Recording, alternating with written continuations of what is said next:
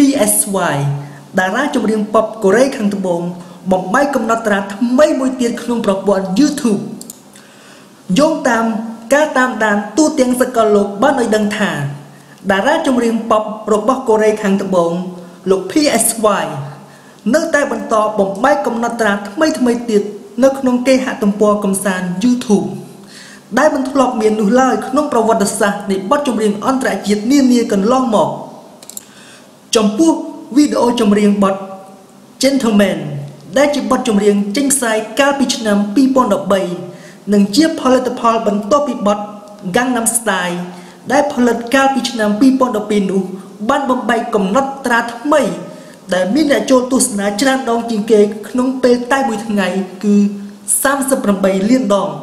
កាលពីថ្ងៃទី14ខែមេសាកន្លងទៅនេះបើតាមទិន្នន័យដែលចេញផ្សាយដោយក្រុមហ៊ុន Google កាលពីថ្ងៃទី9ខែធ្នូឆ្នាំ2014ចំពោះកំណត់ត្រាមួយទៀតសម្រាប់បទ Gentleman គឺជាការទទួលបានអ្នកចូលទស្សនាចំនួន215លានដងតែក្នុងរយៈពេល10ថ្ងៃបន្ទាប់ពីវាបានដាក់ឲ្យទស្សនាជាសាធារណៈក្នុងប្រព័ន្ធ YouTube កាលពីថ្ងៃទី13ខែមេសាឆ្នាំ2013ដោយឡែកកាលពីបទ Gangnam Style នោះវាត្រូវការរយៈពេលរហូតដល់1ខែឯណោះទើបទទួលបានអ្នកទស្សនា100លានដងកាលពីសប្តាហ៍មុននេះក្រុមហ៊ុន Google ក៏បានបង្ហាញឲ្យដឹងផងដែរថាវីដេអូចម្រៀងបទ